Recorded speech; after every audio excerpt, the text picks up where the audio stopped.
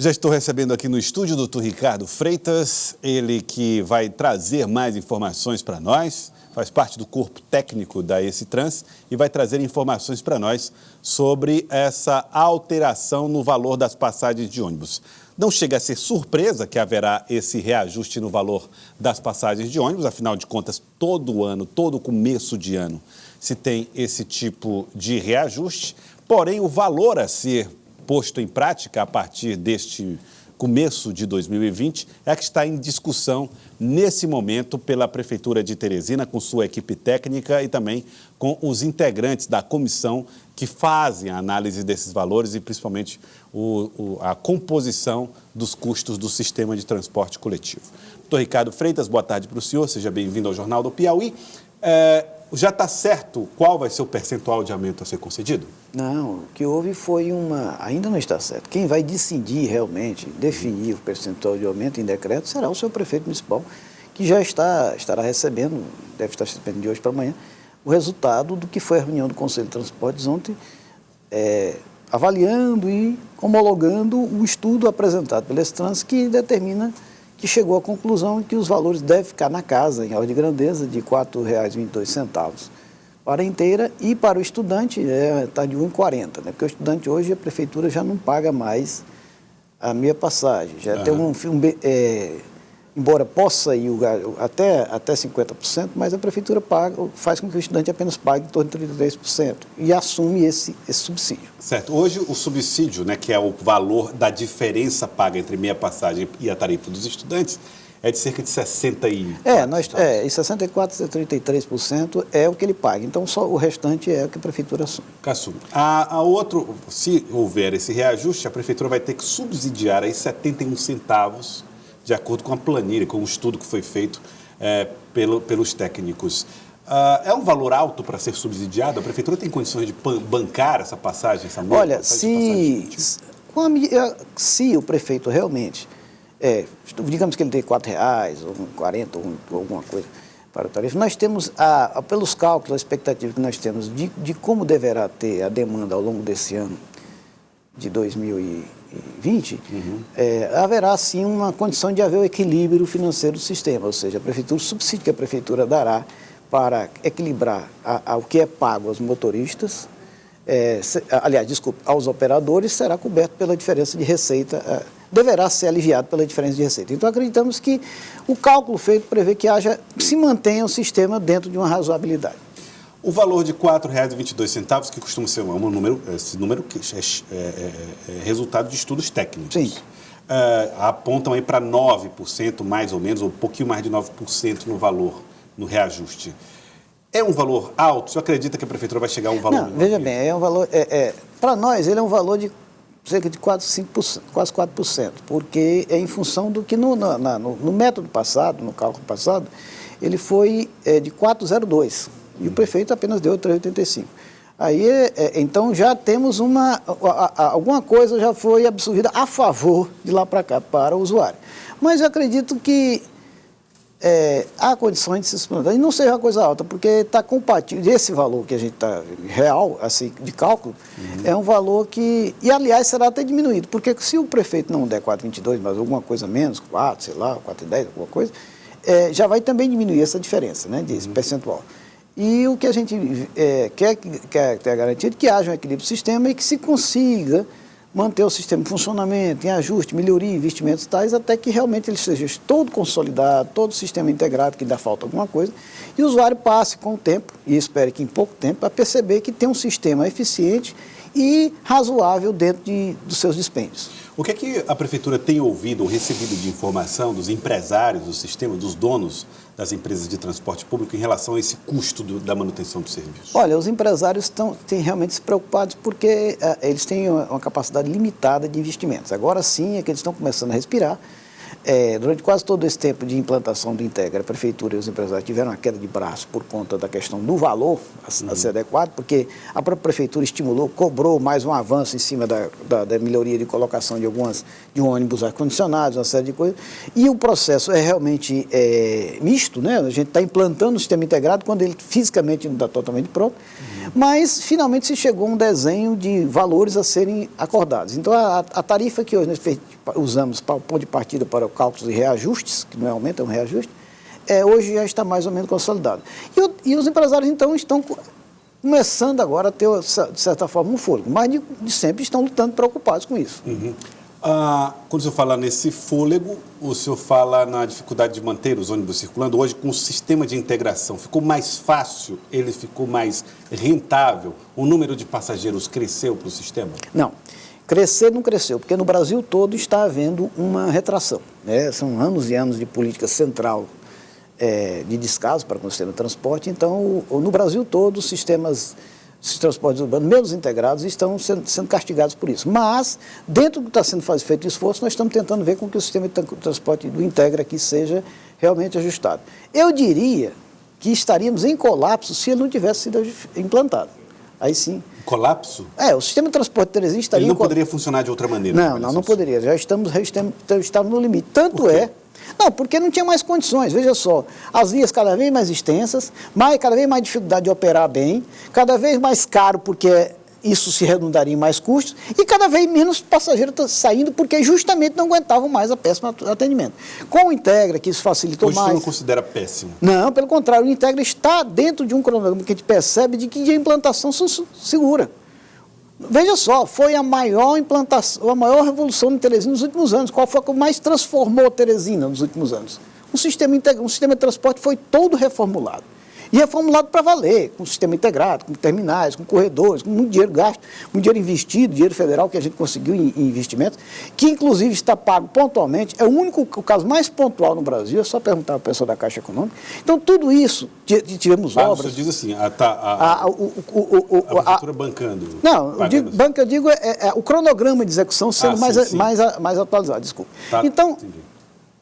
A gente vê que nós estamos implantando um sistema que as pessoas pensam que fracassou. Não, pelo contrário, esse sistema está realmente sendo bem embalado. Agora, a questão é que a nossa visão, a nossa sensibilidade, só vai acontecer quando realmente estiver todo integrado, e aí o passageiro, muitos dos problemas das temos já estejam sanados, aí vai se perceber a melhoria. Inclusive, tem melhorias também a longo prazo, né? O fato que esse sistema gerou também, foi a base para o novo planejamento de ordenamento territorial de Teresina. Quer dizer, pelo esse novo planejamento, a longo prazo, nós teremos mais atração da cidade para próximos corredores, atividades comerciais, baseado nos impostos e tudo mais, na política tributária do município, de modo que os corredores estejam mais densos, ocupados por atividades econômicas e também os entornos dos terminais. Então, a longo prazo... Isso é um movimento intencional? A Prefeitura promete aumentar as políticas para garantir que essas casas mais perto do sistema estejam ocupadas? Que haja várias atividades. Por exemplo, prédios mistos, né? Prédios de uma altura maior, todo ele residencial em cima e a fachada embaixo, comercial e tudo, de modo a gerar atratividade, trazer a população para os próximos corredores. Isso aí vai fazendo com que haja uma simbiose, uma interação perfeita entre as atividades econômicas e o transporte de massa, o transporte coletivo, ali atendendo isso. O sistema de transporte aqui em Teresina ele é baseado naquele modelo de sistema transporte troncal, linhas troncais, né, que levam para os bairros, e as linhas dos bairros que levam até os terminais. Sim. Onde é que se acumulam as maiores queixas? É na região dos bairros ou dessa linha troncal? Ainda são nas regiões dos bairros, né? Porque a linha troncal de cara já está dando um grande retorno, porque estão nos corredores segregados, trabalhados fisicamente, né? E as estações mais longas. Então o usuário já percebe que ali ele anda muito mais rápido, muito mais tranquilo, porque não tem o combate com outros carros, né? Ele está numa faixa própria dele. Então isso visivelmente ele faz perceber a melhora. Na integração, nos linhas alimentadoras, é um trabalho mais espalhado, bem mais solto, mas que a Prefeitura está atuando em cada região para melhorar o sistema daquelas linhas, pavimentando, corrigindo danos na pavimentação, melhorando o asfalto, etc. Tal, de modo que fique melhor transitar naqueles anos. Isso é um trabalho mais espalhado, mas que também está sendo feito. Tá, eu tenho uma mensagem aqui do Cássio, ele está dizendo assim, por que a Prefeitura não investe em um sistema público de transporte? Ele está dizendo que isso poderia baixar um pouco os custos, já que não teria necessidade de lucros. Olha, em tese sim. Ele coloca como exemplo o transporte do metrô de Teresina. Olha, em primeiro lugar, é preciso entender que nem sempre o que é público é rentável, nem sempre o que é público é bom. Diz assim, não tem necessidade de lucro, mas nós teríamos empresas inchadas, nós teríamos empresas com excesso de motoristas e cobradores que nem seriam qualificados, nós teríamos suspeita de evasão de recursos, né? De corrupção, de muita coisa lá dentro, e a operação não seria boa. E sabe o que aconteceria no final? Essas empresas, por conta da sua deficiência operacional, iriam induzir o quê? Aos aumentos. Então, onde teve empresa pública no passado, e acompanhei também isso há muito tempo, onde teve empresa pública no passado, elas eram que apertavam, eram que induziam a que houvesse um aumento para suprir seus rombos. Rombos causados por tudo isso que eu falei: corrupção, inchaço da máquina, deficiência operacional, estado ruim de frota, não entendeu? A gente pensa burocracia para compra de equipamentos. Burocracia e tudo mais. Aí o que a gente pensa que é bom, na realidade, sempre foi péssimo. Então, não é bem por aí. Tá aí, então. Uma outra telespectadora, agora uma mulher, a Marinete, está mandando mensagem para nós. Por que a passagem não pode ficar em R$4? Seria bom para a população e evitaria problemas com trocos de 22 centavos. Marinete, mas na verdade não está fechado ainda. Não, eu acabei de dizer, isso é uma tarifa absolutamente técnica, né? Quem vai decidir o valor final, com a sua sensibilidade política e de administrador de Teresina, será o seu prefeito.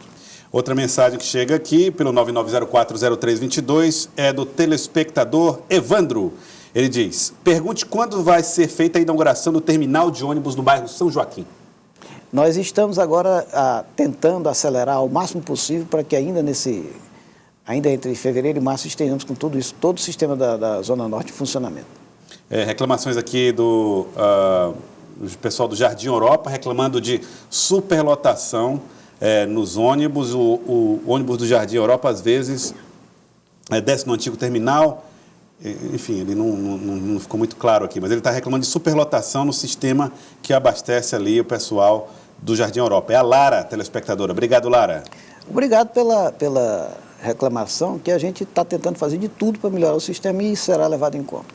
Está aí mais um telespectador perguntando por que não os R$4, né, na passagem. Vamos lembrar mais uma vez, não foi definido ainda o aumento, 4,22 foi o aumento proposto pela comissão. Aliás, como é que a comissão chega nesses valores? Veja só. Que eles analisam? Não, veja só, boa pergunta. O novo modelo tarifário de Teresina, ele foi implantado exatamente quando da licitação que implantou, da licitação do sistema integrado. Quer dizer, são 4 lotes, então, baseado nas propostas dos lotes, a gente estabeleceu a tarifa de remuneração de cada lote inicial, certo? E essa tarifa sendo sempre reajustada anualmente. Por isso que sempre ocorre nesse período, como ocorre em toda a cidade, todas as grandes cidades. E aí você, em cima disso, faz o reajuste dessa tarifa. Só que esse reajuste dessa tarifa implica também no reajuste da tarifa pública. Porque se a gente botar uma tarifa pública que não dê para cobrir, aí gera um rombo. É um rombo para a municipalidade. E diz, mas o problema no município. O problema no município não. Se gerar um rombo, vai faltar dinheiro para outras coisas, né? Então, esse o método é esse. Então, eles apresentam a proposta baseada em todo o cronograma de atuação ao longo da concessão, 15 anos. É o fluxo de caixa. E partiu dali. Ao longo de todo esse tempo, nós tivemos a famosa queda de braço por conta desse reajuste, né? Porque houve algumas alterações, a própria prefeitura impôs algumas mudanças melhores, houve alguns atrasos também, por outro lado, de algumas empresas, no sentido de cumprir aqueles investimentos. Enfim, até que finalmente hoje, com o apoio de consultorias externas, com uma discussão muito intensa que chegou até a Justiça, chegamos a um valor que está estável. A partir daí, e vimos, desde o ano passado, já trabalhando com esses valores, sempre fazendo reajuste. É um método que a gente chama de método de fluxo de caixa, né? De engenharia econômica. Para finalizar, Maria da Conceição, mandando mensagem aqui para nós. Obrigado, Maria, pela mensagem. Está perguntando se existe alguma coisa que se possa fazer sobre a qualidade dos ônibus. Algum tipo de compromisso associado a esse aumento para a melhoria da frota. Esse compromisso é completo ao longo de toda a concessão. Existe todo um plano de distribuição de melhoria de frota, de renovação. Cada lote desse tem o seu plano de melhoria de frota, de renovação. E isso nós estamos cutucando para cumprir, não só de frota, como também outras atividades que estão vindo por aí. Alguns já começaram, como, por exemplo, a gerenciamento da frota para saber da sua pontualidade, a questão do sistema informático de informação ao usuário, que tem inclusive aplicativos que estão começando a funcionar, o próprio controle da operação nos terminais, uma série e a avaliação de desempenho das empresas, com relação à pontualidade, com relação à conservação dos ônibus, com uma série de coisas, que é elemento, inclusive, para justificar se a empresa se mantém ou não como repetidora da concessão. Serviço. Então, o pacote dessa concessão é muito complexo, é muito amplo e tem muitas vantagens que gradativamente a gente está conseguindo implantar. Eu gostaria até que fosse mais rápido, mas veja só, é uma mudança muito pesada. Nós tivemos que implantar um novo sistema que revolucionou a cidade, de forma mista, porque tivemos que implantar o sistema, a fazer a licitação antes do sistema estar concluído. Então, o edital levou essa condição de transição, lutando muito para a obtenção e pontualidade no trato com os recursos. E, obviamente, também todo mundo tem que se adaptar. A Estran se adaptar a essa nova realidade, os empresários se adaptaram à nova realidade. Quem tiver de alguma forma participando e discutindo também, como usuário, uma nova realidade totalmente nova que todos nós precisamos adaptar. Isso não é fácil. O prefeito tem prazo para dizer qual vai ser o valor da nova passagem? Não, o prefeito legalmente não tem prazo nenhum. Ele é o administrador máximo do município. Mas ele tem a sensibilidade de saber que não pode passar muito, até porque a próxima segunda-feira já é 1º de fevereiro. Então tem que adaptar isso ao calendário, né? Tá certo. Queria agradecer ao senhor, doutor Ricardo Freitas. Prazer recebê-lo aqui. Eu agradeço. Falando a respeito do aumento da passagem de ônibus, que está sendo proposta, o prefeito ainda não se decidiu. O doutor Ricardo explicou aqui como é que devem ser os processos a partir de agora. Muito obrigado, doutor Ricardo.